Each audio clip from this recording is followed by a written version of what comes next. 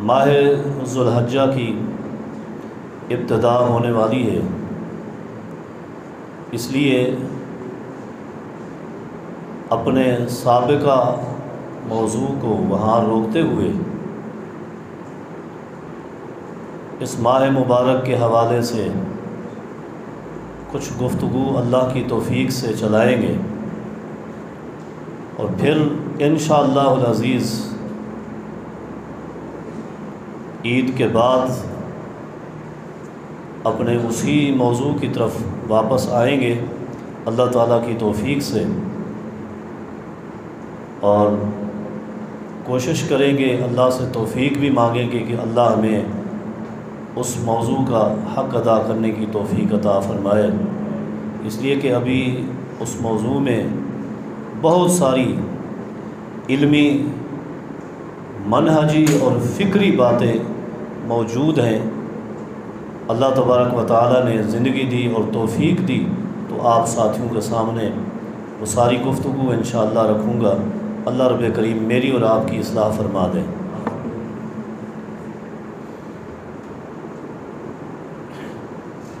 کائنات انسانی اللہ رب کریم کی جو تخلیق ہے،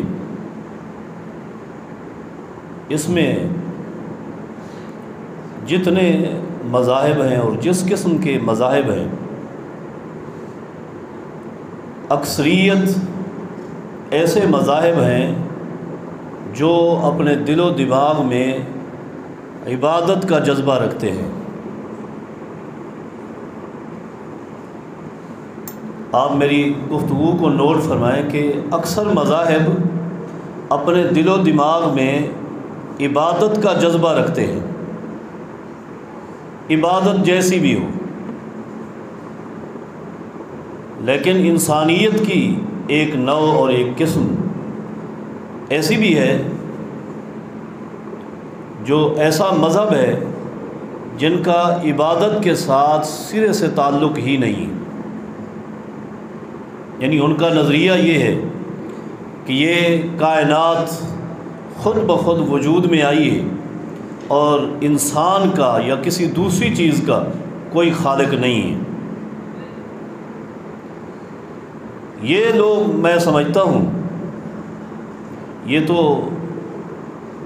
انسانیت سے بھی دور اللہ تعالیٰ کی جتنی مخلوقات ہیں ان سب سے یہ بدترین مخلوق ہے، جن کو اپنے خالق کا بھی علم نہیں ہے۔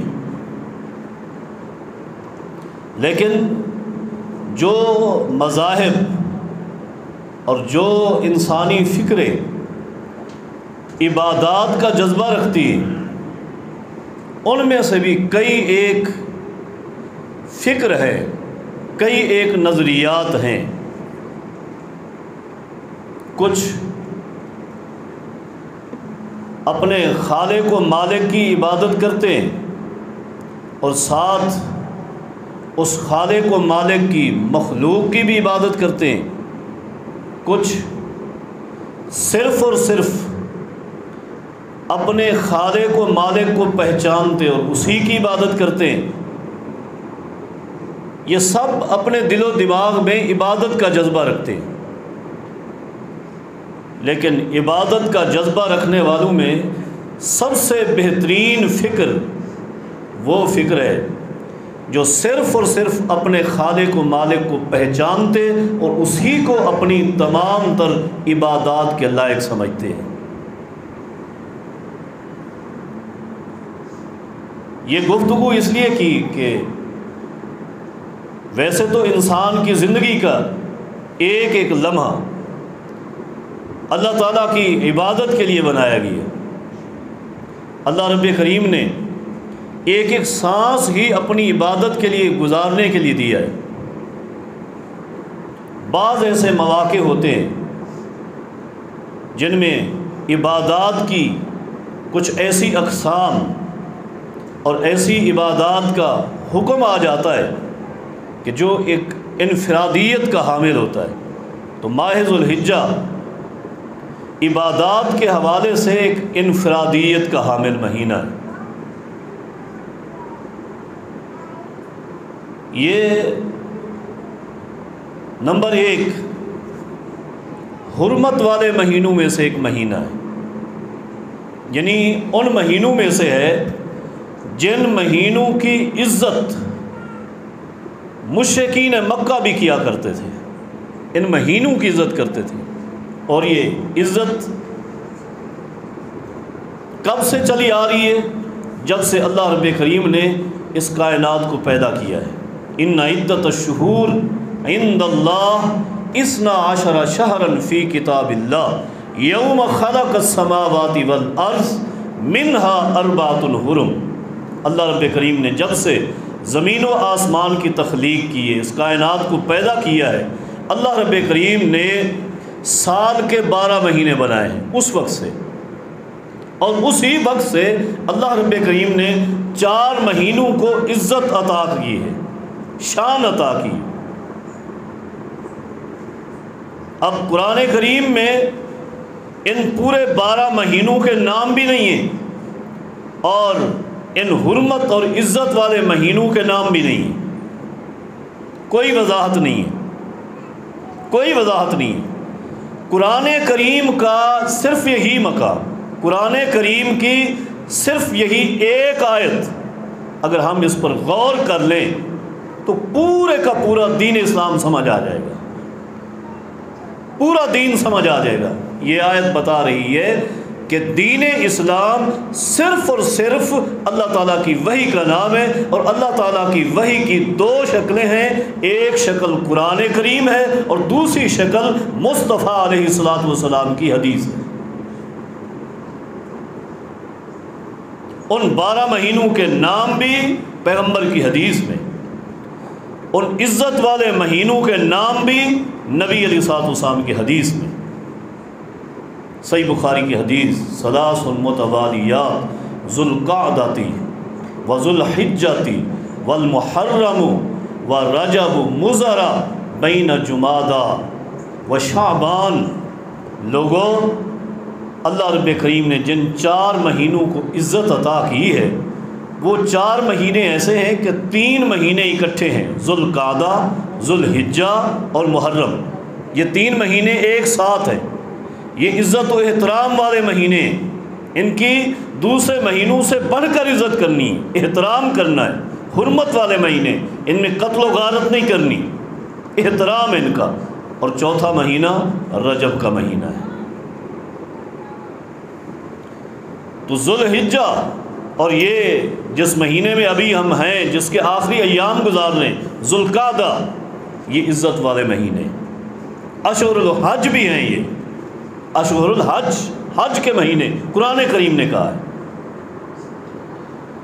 ذو الحجہ ایک تو اشہر الحرام ہے، اشہر الحج ہے، دوسرا اشہر الحرام ہے، اور تیسرا یہ وہ مہینہ ہے جس مہینے کی شان اللہ رب کریم نے قرآن کریم میں بھی بیان فرمائی ہے، اور نبی علیہ السلام کی مبارک زبان سے بھی اللہ نے اس کی شان اور عزت اور اس کی فضیلت اور اس کے احترام کا اعلان کروایا ہے۔ اللہ رب کریم ساری کائنات کا خالق و مالک ہے۔ اللہ رب کریم جب بھی جو بھی گفتگو کرے وہ یقینی ہے اور حق ہے، حق ہے۔ انسان کو ضرورت ہے اپنی بات کو پختہ اور یقینی بنانے کے لیے قسمیں اٹھانے کی، اللہ کو اپنی بات کے یقینی کرنے کی، پختہ بنانے کی، قسم اٹھانے کی کوئی ضرورت نہیں ہے۔ لیکن اللہ رب کریم نے کیا فرمایا ہے؟ والفجر ولیال عشر والشفع والوتر۔ اللہ رب کریم نے یہاں قسمیں اٹھائی، اور قسمیں کس چیز کی اٹھائی؟ والفجر، فجر کی قسم۔ امام ابن کثیر رحمہ اللہ، دوسرے کئی ایک مفسرین ان آیات کی تشریح کرتے ہوئے لکھتے ہیں والفجر، فجر کی قسم۔ کون سی فجر؟ فرماتے ہیں یوم النحر، 10 ذی الحجہ کی فجر، جس دن مسلمان اللہ کو اپنا خالق و مالک اور اپنا معبود ماننے والے اللہ کے لیے قربانیاں پیش کرتے ہیں جانوروں کی، اس دن کی اللہ نے قسم اٹھائی ہے، والفجر۔ اور آگے فرمایا ولیال عشر، 10 راتوں کی قسم، یہ 10 ایام ذی الحجہ کے پہلے 10 ایام بڑی عزت والے، بڑے احترام والے، ان کی قسم اٹھائی اللہ رب کریم، اور آگے فرمایا والشفع والوتر، والشفع والوتر، شفع جفت کو کہتے ہیں اور وتر طاق کو کہتے ہیں۔ جفت ان 10 دنوں میں جو جفت دن سب سے افضل ہے وہ 10 ذی الحجہ کا ہے، 10 ذی الحجہ کا ہے، اس لیے کہ یہ وہ دن ہے جس کو اللہ رب کریم نے حج اکبر کہا ہے۔ لوگوں میں ایک معروف ہے کہ جب عرفہ کا دن، 9 ذی الحجہ کا دن، جب حاجی عرفات میں ہوتے ہیں، اگر وہ دن جمعہ کا دن ہو تو کہتے ہیں یہ حج اکبر ہے۔ یہ غلط سوچ ہے، یہ غلط سوچ ہے۔ حج اکبر ہر سال ہے، اور کون سا دن ہے؟ 10 ذی الحجہ کا، یہ حج اکبر ہے، یہ حج اکبر ہے۔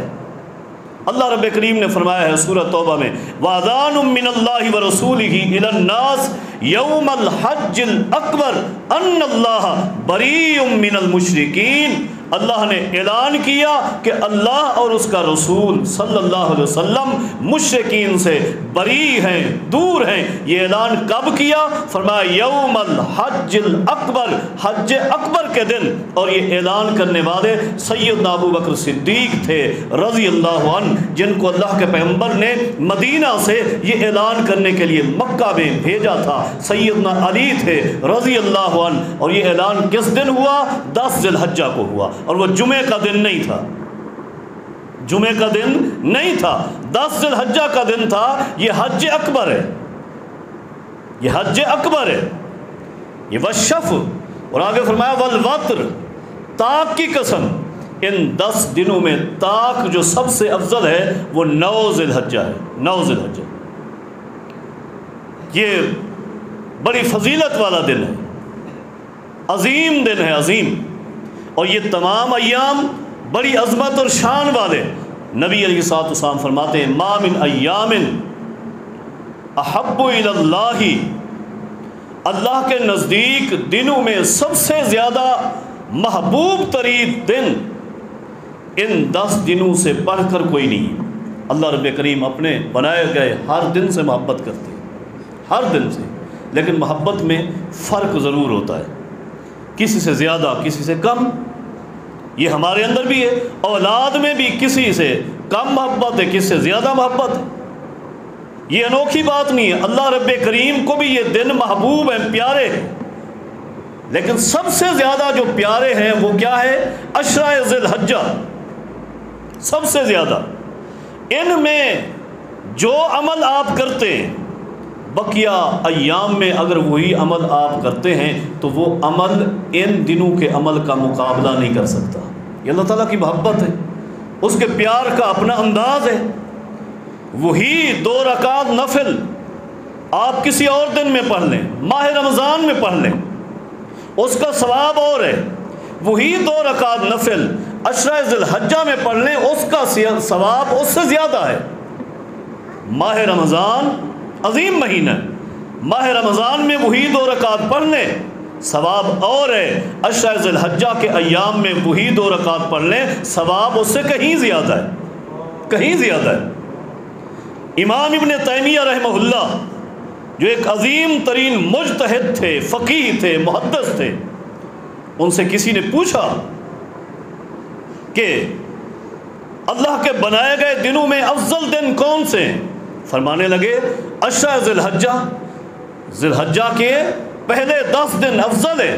سائل نے پوچھا کہ ماہ رمضان اور اس میں طاق راتیں، بڑی عظیم راتیں، ایک رات اگر مل جائے وہ لیلۃ القدر تو 1000 مہینے سے افضل ہے، بہتر ہے، اور آپ فرماتے ہیں کہ عشرہ ذی الحجہ کے ایام۔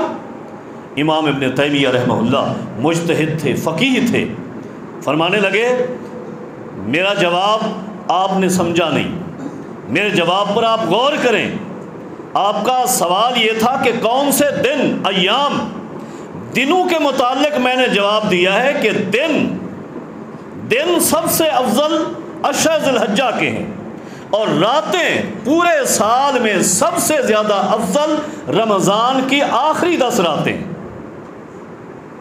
رمضان کی آخری 10 راتیں پورے سال کی راتوں میں سب سے افضل، اور عشرہ ذی الحجہ کے 10 دن ابتدائی پورے سال کے دنوں میں سب سے افضل، سب سے افضل۔ ویسے ہر ہفتے میں بھی ایک افضل دن آتا ہے، ہم سب جانتے ہیں جمعے کا دن ہر ہفتے میں 7 دنوں میں ایک دن افضل ہے، بڑا عظیم ہے، اللہ کے ہاں محبوب ترین دن ہے۔ وہ کون سا دن؟ آج کا دن، جمعہ کا دن ہے، یہ ہر ہفتے میں ہے۔ اور پورے سال میں فرمایا یہ 10 دن، یہ 10 دن، اور ان 10 دنوں میں افضل ترین دن فرمایا 9 ذی الحجہ کا دن، 9 ذی الحجہ کا دن، یہ بڑا عظیم دن ہے، اور اس سے فائدہ اٹھائیں، اس سے فائدہ اٹھائیں۔ نبی علیہ الصلوۃ والسلام کی زندگی سے ہمیں کیا ملتا ہے؟ دیکھیں، دین اور شریعت نبی علیہ الصلوۃ والسلام کی تعلیمات کا نام ہے، کسی اور کی فکر کا نام دین نہیں ہے۔ دین صرف اور صرف محمد الرسول اللہ صلی اللہ علیہ وسلم کی چاہت اور آپ کے فرامین اور آپ کے عمل کا نام ہے۔ آپ نے یہ ایام کیسے گزارے، کیسے گزارنے کا حکم دیا،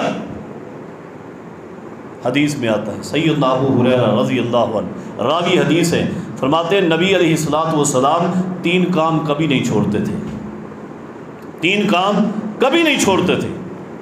ان میں سے ایک کام کون سا ہے؟ فرمایا صوم 9 ذی الحجہ، ذی الحج کے پہلے 9 دن روزے رکھنا، پہلے 9 دن روزے رکھنا، مسلسل 9 دن آپ روزہ رکھ سکتے ہیں، یہ بڑے افضل ایام ہیں۔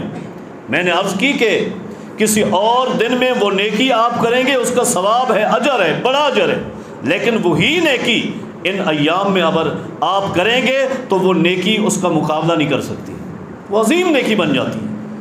اس کو ذی الحج کے 10 دن مل گئے، تو فرمایا نبی علیہ الصلوۃ والسلام ان 9 دنوں میں مسلسل روزہ رکھا کرتے تھے، مسلسل روزہ، اور ایک نفلی روزہ، یہ نفلی روزے، ایک نفلی روزہ رکھنا کتنا بڑا ثواب ہے۔ ایک حدیث میں آتا ہے کہ جو شخص ایک نفلی روزہ اللہ کے لیے رکھتا ہے، اللہ کی رضا کے لیے، اللہ رب کریم اس کے اور جہنم کے درمیان کیا کر دیتا ہے؟ فرمایا کہ 70 سال کی مسافت دوری کر دیتا ہے، اللہ رب اتنی دوری کر دیتا ہے ایک نفلی روزہ، اور یہ 9 ہیں، اور ہیں کب؟ ذی الحج کے مہینے میں، ذی الحج کے ابتدائی ایام میں، اور انہی ایام میں ایک روزہ وہ بھی ہے جسے یوم عرفہ کہتے ہیں، یوم عرفہ کا نبی علیہ الصلوۃ والسلام فرماتے ہیں صوم یوم عرفہ احتسب علی اللہ ان یکفر السنۃ التی قبلہ والتی بعدہ، اللہ پر مجھے یقین ہے کہ یہ ایک روزہ، اس کی برکت ایسی ہے، اس کا ثواب ایسا ہے، اللہ اس کی برکت سے 2 سالوں کے گناہ مٹا دیتا ہے، 2 سالوں کے۔ مفسرین نے اس کی وضاحت کی کہ 2 سالوں کے گناہ مٹانا، اور وہ کیسے ہیں؟ 1 سال وہی، اور 1 سال جو گزار چکے ہیں وہ، اور 1 سال آنے والا، آنے والے کے گناہوں کا پتہ نہیں۔ کیا معنی؟ اس کے 2 معنی، ایک یہ کہ آنے والے سال بھی جو گناہ کرے گا، صغیرہ گناہ اللہ اس روزے کی برکت سے معاف فرما دے گا، پہلے سے اللہ نے معافی کا قلم پھیرا۔ اور دوسرا معنی یہ ہے کہ آئندہ سال اس کی جو زندگی ہے، اللہ اس روزے کی برکت سے اس کی زندگی کو گناہوں سے محفوظ رکھے گا، اللہ اس کی حفاظت فرمائے گا، وہ اللہ کی خصوصی حفاظت میں آ جائے گا۔ ایک روزہ، اس پر رک کر تھوڑی سی وضاحت پیش کر دوں۔ یہ روزہ ہر علاقے کی اپنی تاریخ کے مطابق 9 ذی الحجہ کا روزہ ہے، اس لیے کہ میدان عرفات میں جو حجاج ہیں ان کے لیے روزہ نہیں ہے۔ صحیح بخاری کی حدیث ہے، بعض صحابہ کرام کو شک گزرا تھا کہ نبی علیہ الصلوۃ والسلام نے شاید آج عرفہ کی وجہ سے، یوم عرفہ کی وجہ سے روزہ رکھا ہوا ہے، تو سیدنا عبداللہ ابن عباس رضی اللہ عنہما کی والدہ سیدنا عباس رضی اللہ عنہ جو نبی علیہ الصلوۃ والسلام کے چچا ہیں، ان کی بیگم سیدہ ام فضل نے ایک کپ، ایک پیالہ دودھ کا ایک صحابی کو دیا کہ جائیں نبی علیہ الصلوۃ والسلام کو پیش کریں۔ آپ سواری پر سوار تھے، لوگوں کو شک تھا شاید آپ روزے سے ہیں، آج 9 ذی الحجہ ہے، یوم عرفہ ہے۔ جا کر نبی علیہ الصلوۃ والسلام کو جب صحابی نے وہ دودھ کا پیالہ دیا، حدیث میں آتا ہے صحیح بخاری میں، نبی علیہ الصلوۃ والسلام نے اس پیالے کو لیا، فشرب، آپ نے پی لیا۔ صحابہ کرام کو یقین ہو گیا کہ نبی علیہ الصلوۃ والسلام نے آج روزہ نہیں رکھا۔ ایک اور حدیث میں منع بھی آیا ہے، اس حدیث کی سند میں کلام ہے، نہا رسول اللہ صلی اللہ علیہ وسلم، نبی علیہ الصلوۃ والسلام نے منع فرمایا ہے کہ 9 ذی الحجہ کو میدان عرفات میں روزہ رکھا ہے۔ میدان عرفات میں روزہ رکھنے سے آپ نے منع فرمایا ہے۔ حدیث کی سند میں اگرچہ کلام ہے، لیکن نبی علیہ الصلوۃ والسلام کے عمل نے اس کی تصدیق کر دی، اور یہ صحیح بخاری کی حدیث ہے۔ وہاں روزہ نہیں رکھا جائے گا، 9 ذی الحجہ کا اپنے علاقے کی تاریخ کے مطابق روزہ رکھا جائے گا۔ کیوں؟ بعض ساتھی اگرچہ کہتے ہیں کہ وہاں کی 9، لیکن یہ بات نہیں، اس لیے کہ دنیا میں بعض ایسے ممالک بھی ہیں جن کی 9 ذی الحجہ اس دن بنتی ہے، جن کے ہاں سعودی عرب کی 9 ذی الحجہ کے دن قربانی ہوتی ہے، وہ ایک دن اس آگے چلتے ہیں۔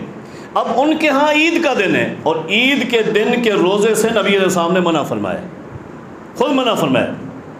اور اسی طرح آپ یہ بھی نوٹ فرمایا، آپ کے علم میں ہے، آپ جانتے ہیں بعض ایسے ممالک بھی ہیں جہاں اس وقت رات ہوتی ہے جب سعودی عرب میں دن ہوتا ہے، وہاں پورا دن ہے، وہاں پوری رات ہے۔ اگر ان کے ساتھ روزہ رکھنا ہے تو رات کو روزہ رکھیں، یہ ثواب کیسے لیں؟ تو پھر یہ لوگ تو محروم ہو گئے ثواب سے۔ نہیں، ثواب کا جو تعلق ہے اس امت کے ساتھ، اس طرح کے عمومی ثواب جن کا کسی جگہ کے ساتھ خاص تعلق نہیں، وہ اللہ نے پوری کائنات کے لوگوں کے لیے رکھے، اور پوری کائنات کے لوگ اس وقت عمل کر سکتے ہیں جب وہ اپنی رویت کے مطابق عمل کریں۔ اسی طرح تو لیلۃ القدر کا بھی اختلاف رہتا ہے سعودی کا اور ہمارا، نہیں، اپنے علاقے کی، اپنے ملک کی جو 9 ذی الحجہ ہے، اس دن ایک روزہ بھی اگر آپ نے رکھ لیا تو اللہ رب کریم 2 سالوں کے گناہ معاف فرما دیتا ہے۔ یہ ایسے عظیم دن ہے، ایسے عظیم دن۔ صحیح مسلم کے الفاظ ہیں، صحیح مسلم کے، اسی 9 ذی الحج کے متعلق نبی علیہ الصلوۃ والسلام فرماتے ہیں، یہ 9 ذی الحج کا دن وہ دن ہے، ما من ایام اکثر ان یعتق اللہ عز وجل من النار من یوم عرفہ، سال کے کسی بھی دن میں اللہ رب کریم اتنی لوگوں کو جہنم سے آزاد نہیں کرتا جتنا اللہ رب کریم 9 ذی الحج کو لوگوں کو جہنم سے آزاد کرتا ہے۔ ماہ رمضان میں بڑے لوگ جہنم سے آزاد ہوتے ہیں، بڑے لوگوں کو اللہ جہنم سے آزاد کر دیتا ہے، لیکن فرمایا جتنی بھی تعداد ہے، جتنی بھی، لیکن کوئی دن مقابلہ نہیں کر سکتا، کوئی دن مقابلہ نہیں کر سکتا جتنا اللہ رب کریم 9 ذی الحج کو لوگوں کو جہنم سے آزاد کر دیتے ہیں۔ اور صرف آزاد نہیں کرتا، بلکہ حدیث کے الفاظ کیا ہے، اللہ رب کریم فرشتوں کو بلاتا ہے، لَيَدْنُو مِنْهُمْ، اور فرشتوں کے قریب، فرشتوں کو اپنے قریب کر لیتا ہے اللہ رب کریم، اور کیا فرماتا ہے، حدیث کے الفاظ ہیں فَيُبَاهِي بِهِمُ الْمَلَائِكَةُ، اللہ فرشتوں کے سامنے فخر کرتا ہے اور فرماتا ہے مَا أَرَادَ هَؤُلَاءِ، اے میرے فرشتوں بتاؤ یہ لوگ جو 9 ذی الحج کو میدان عرفات میں یہاں جمع ہیں یہ کیا چاہتے ہیں، یہ مجھ سے کیا مانگ رہے ہیں؟ فرشتے جواب دیتے ہیں اے اللہ تیری جہنم سے بچاؤ مانگتے ہیں، تیری جنت کا سوال کرتے ہیں۔ اللہ فرماتے ہیں جو کچھ انہوں نے مانگا میں سب کچھ دے دیتا ہوں، سب کچھ دے دیتا۔ اس کی مزید وضاحت ایک اور حدیث میں امام منذری رحمہ اللہ نے الترغیب والترہیب میں ذکر کیا ہے، اس کی سند حسن درجے کی۔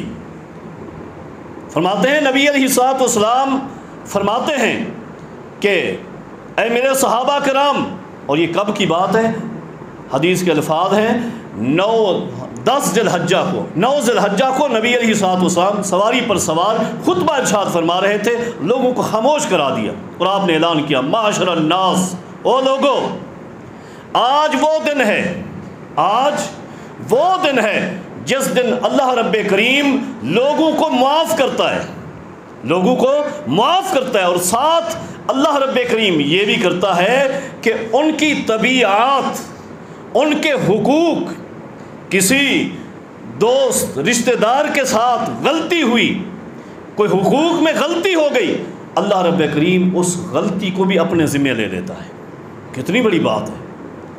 اس غلطی کو بھی اللہ نے آج اپنے ذمہ لے لیا ہے. صحابہ کرام بڑی توجہ سے سن رہے ہیں اور ایک شخصیت کھڑی ہو گئی. سیدنا عمر رضی اللہ عنہ کھڑے ہوئے اور عرض کی اللہ کے رسول یہ جو اعلان آج آپ نے کیا ہے ھذا لنا، کیا یہ اعلان آج جو آپ نے کیا صرف ہمارے لیے ہے یا ہم سے بعد والے لوگوں کے لیے بھی یہ خوشخبری ہے؟ نبی علیہ الصلوۃ والسلام فرماتے ہیں ھذا لکم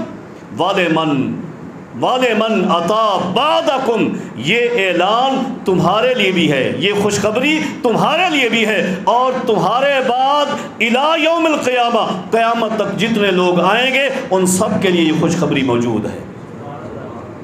اللہ رب کریم سے اس مبارک گھڑی میں دعا کر لیں اللہ رب کریم ہم سب کو اخلاص کے ساتھ صحیح سنت کے مطابق بیت اللہ کا حج کرنے کی توفیق عطا فرمائے. اللہ ہم سب کو بلا لے، اللہ ہم سب کے صغیر اور کبیرہ گناہ معاف فرما دے. بڑا عظیم دن ہے. اللہ رب کریم اس قدر اعلان کرتے اس دن کی کیا کیا فضیلتیں، کیا کیا بشارتیں میں آپ ساتھیوں کے سامنے عرض کروں. بڑا عظیم یہ عشرہ ہے.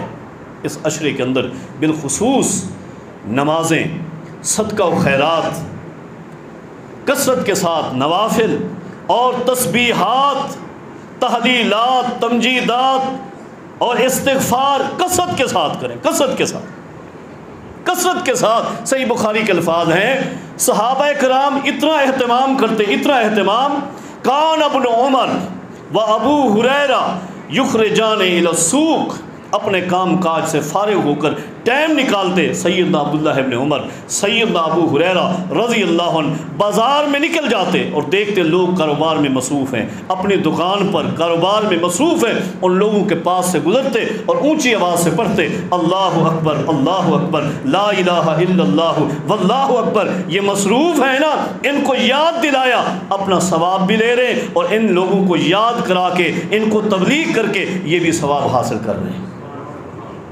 اہتمام کریں، اہتمام.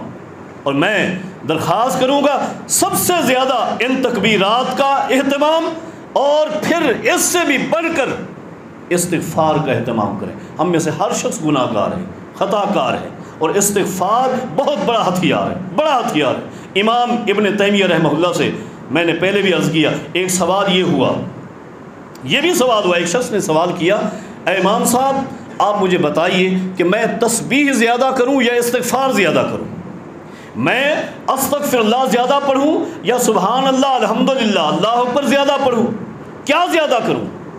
اللہ اکبر. فقیہ تھے، مجتہد تھے، بڑا عظیم جواب دیا. فرمانے لگے آپ مجھے بتائیے کہ جب آپ کا لباس میلا کچیلا ہو جاتا ہے، جب آپ کا لباس میلا کچیلا ہو جاتا ہے آپ کیا کرتے ہیں؟ اس کو صابن کے ساتھ صاف کر کے دھلائی کرتے ہیں یا خوشبو لگاتے ہیں؟ کیا کرتے ہیں؟ اس شخص نے جواب دیا اس کی دھلائی کرتے ہیں، وہ صاف ہو جائے، اجلا ہو جائے، نکھر جائے. امام صاحب فرماتے ہیں دیکھو اگر آپ نے اس کو صابن کے ساتھ صاف نہ کیا، دھویا نہ، اجلا نہ کیا، میلے کچیلے لباس پر، گندے لباس پر خوشبو لگاتے رہے، وہ خوشبو مدھم بڑھ جائے گی، بیکار رہ جائے گی، کوئی فائدہ نہیں ہوگا. اگر اس کو صابن کے ساتھ دھو دیا، اجلا اور صاف کر دیا اور پھر خوشبو لگائی، بڑا فائدہ ہوگا. اور فرماتے ہیں بالکل یہی مثال ہے استغفار اور تسبیح کی. استغفار صابن ہے، استغفار صابن ہے، آپ کی غلطیوں، خطاؤں اور کوتاہیوں کو یہ دھو دیتا ہے. جب یہ دھو دیتا ہے پھر آپ تسبیح کرو، تحمید کرو اور پھر آپ کے اعمال میں خوشبو بکھر جاتی ہے، خوشبو پیدا ہو جاتی ہے. اعمال میں خوشبو پیدا کرو، اعمال کو، نام اعمال کو صاف ستھرا کرو. اس لیے استغفار بھی کرو، تسبیحات بھی کرو، ان ایام کی قدر کرو. یہ بڑے قیمتی ایام ہیں، قیمتی ایام. اور ان ایام میں سب سے عظیم عمل قربانی کا عمل ہے، قربانی کا عمل. اور اللہ رب کریم نے جس شخص کو وسعت دی ہے وہ لازمی قربانی کرے. بعض لوگ قربانی سے بچنے کے لیے بڑے عجیب و غریب سوال کرتے ہیں، یہ جی قربانی فرض ہے یا سنت ہے، فرض ہے یا سنت ہے. ہم ان کے مائنڈ کو، ان کے دماغ کو سمجھتے ہیں، ان کی فکر کو کیوں پوچھ رہے ہیں؟ فرض ہے تو قربانی کریں، سنت ہے تو نہ کریں. یہ کون سا دین ہے؟ صحابہ کرام سے پوچھیں دین کس چیز کا نام ہے؟ سیدنا ابن عمر سے ایک شخص نے پوچھا کہ صلاۃ الخوف بھی قرآن کریم میں ہے اور مکمل حضر کی نماز بھی قرآن کریم میں ہے. سفر کی نماز کا تذکرہ نہیں ہے. آپ سفر میں 2 رکعت پڑھتے ہیں، کیوں؟ دلیل کیا ہے؟ قربان جائیں.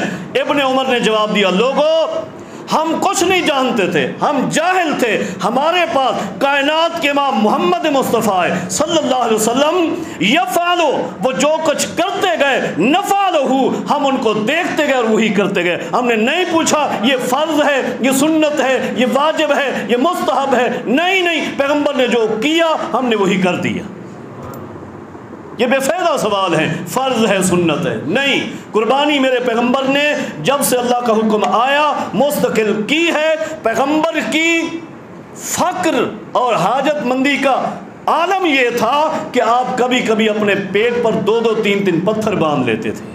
2 3 مہینے آپ کے گھر میں چولہا نہیں جلتا تھا، کچھ پکتا نہیں تھا، لیکن کوئی عالم دین ایک دلیل بھی پیش نہیں کر سکتا کہ 1 سال پیغمبر نے قربانی نہیں کی صلی اللہ علیہ وسلم. کی ہے آپ نے، کیوں چھوڑتے ہیں؟ بلکہ اس پیغمبر کا تو یہ صحیح حدیث ہے، یہ فرمان ہے، من وجدہ ساعتاً فلم یضحی، جس کو اللہ نے گنجائش دی ہے قربانی کر سکتا ہے، ایک جانور میں حصہ ڈال سکتا ہے اور پھر وہ قربانی نہیں کرتا، اہمیت نہیں دیتا، فرمایا فلا یقربن مصلانا، مسلمان عید پڑھیں، اس کو کوئی ضرورت نہیں، کوئی اجازت نہیں ہے کہ عیدگاہ میں قدم رکھے، باہر گھومتا رہے، دور ہو جائے، مسلمانوں کے قریب بیٹھنے کا حقدار ہی نہیں ہے.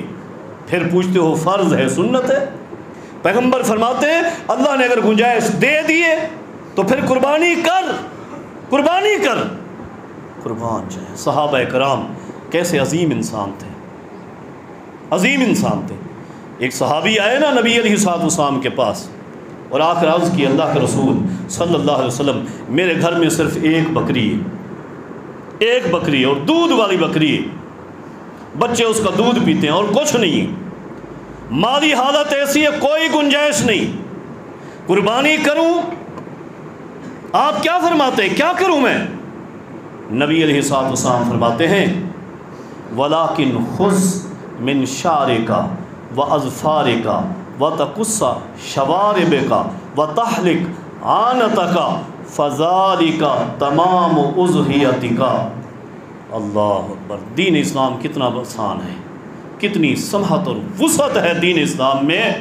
اللہ رب کریم نے ہر شخص کو اس کی طاقت کے بقدر مکلف کیا ہے. نبی علیہ السلام نے فرمایا نہ، قربانی نہ کر. جب 10 ذی الحجہ کا دن ہو، لوگ اپنے جانوروں کی قربانیاں کریں، تو اپنی حجامت بنا لینا، اللہ تجھے پوری قربانی کا ثواب عطا فرمائے. لیکن انما الاعمال بالنیات، رب دل کو جانتا ہے. اس نے آج جو کام کیا ہے اس کے دل میں کیا تھا؟ یہ قربانی کرنا چاہتا تھا، میں نے وسعت نہیں دی، اللہ اجر و ثواب پورا دیتا ہے. قربانی ہی نہیں کرنا چاہتا تھا، بہانے کیے، فرض و سنت کے سوال کیے، یا ذی الحج شروع ہوتا جائے گا ایک سوال کثرت سے آئے گا، مقروض ہیں، قرضہ ہے، قربانی کریں نہ کریں. اس کی بھی ایک ڈیفینیشن ہے. ہر قرضے میں قربانی نہ کریں یہ کس نے کہا؟ قرضہ ہے، آپ نئی موٹر سائیکل نکلوا لیتے ہیں، کئی کام کر لیتے ہیں، قرضہ ہے صرف قربانی کے لیے قرض آ گیا؟ نہیں، قرضہ ایسا ہے جس کے لیے امید ہے کہ ابھی اتر جائے گا، قرضہ زیادہ نہیں ہے یا پیسے موجود نہیں ہیں، عارضی طور پر 1 مہینے میں 2 میں آپ کے پاس آ جانے ہیں، آپ کو یقین ہے، تب قرض لے کر بھی آپ قربانی کریں. فقہاء مجتہدین یہی فرماتے قربانی کریں. کیوں؟ میرے پیغمبر نے نہیں چھوڑی، صحابہ کرام نے وسعت ہونے کے باوجود قربانیاں کی ہیں، چھوڑی نہیں کسی نے. اور ساتھ یہ بھی عرض کروں گا، نبی علیہ السلام کا مبارک فرمان اذا رأیتم ہلال ذی الحجہ، جب آپ ذی الحجہ کا چاند دیکھ لو تو پھر کیا کرو؟ فلا تأخذن من شعرک واظفارک، حجامت نہیں کرنا. اس سے پہلے 29 ذی القعدہ تک حجامت جس نے کرانی ہے وہ کرا لے. اس کے بعد جو شخص قربانی کرنا چاہتا ہے، اور پورے گھر کے افراد کیوں؟ ادھر آپ نے دیکھا صحابی آئے، گنجائش نہیں ہے، نبی علیہ السلام نے کیا حکم دیا؟ تو اس گھر میں کسی ایک فرد کی طرف سے تو ہو رہی ہے، ہو سکتا ہے مکمل گھر والوں کی طرف سے، ایک جانور ہے اپنا مکمل گھر والوں کی طرف سے، لہٰذا 29 ذی القعدہ تک اپنی حجامت وغیرہ کر لے، وہ مرد ہوں یا عورتیں، اس کے بعد حجامت نہیں کرنی۔ 10 ذی الحجہ کے بعد کر سکتے ہیں، قربانی کے بعد کر سکتے ہیں۔ یہاں ایک نقطہ اور بھی واضح کروں، ہماری یہ سوچ بنی ہوئی ہے، کچھ لوگ یہ سمجھتے ہیں کہ جب جانور کو قربان کرتے ہیں، ذبح کرتے ہیں، تو جس نے قربانی کی ہے، جس کی یہ قربانی ہے، اس پر واجب ہے، لازمی ہے اور ضروری ہے کہ وہ فوراً اپنی حجامت کروائے۔ یہ بات نہیں ہے، یہ مسئلہ حج والوں کے لیے، حاجیوں کے لیے، آپ کے لیے نہیں ہے۔ آپ کو اب اجازت دے دی گئی، پہلے اجازت نہیں تھی، اب اجازت دے دی گئی۔ آپ آج چاہتے ہیں، کل چاہتے ہیں، پرسوں چاہتے ہیں، حجامت جب چاہیں کرائیں، اب اجازت مل گئی، اب ہے اجازت۔ یہ ابھی واجب نہیں ہو گیا، اس مسئلے کو سمجھیں، واجب نہیں ہو گیا، لیکن چاند نظر آنے سے پہلے حجامت کروا دیں اور ان چیزوں کو سمجھیں، اور اس مہینے کی عظمت اور اس کی شان کو سمجھیں، اور اس میں بہت زیادہ جو اہتمام کرنا ہے وہ عبادات پر زور دینا ہے۔ ہمارے اسلاف بہت زیادہ عبادات کیا کرتے تھے، اور بڑے یہ افضل ترین ایام ہیں یہ 10 دن، ان سے فائدہ اٹھانے کی بھرپور کوشش کریں۔ ہو سکتا ہے زندگی میں دوبارہ اللہ مہلت دے یا نہ دے، یہ تو اللہ کے اختیار میں ہے، اور جو مہلت اللہ رب کریم دے دے اس سے بھرپور فائدہ اٹھانا چاہیے۔ اللہ رب کریم سے دعا ہے اللہ رب کریم میری اور آپ تمام ساتھیوں کی اصلاح فرما دے۔ اقول قولی ھذا استغفر اللہ لی ولکم ولسائر المسلمین وآخر دعوایا ان الحمد للہ رب العالمین۔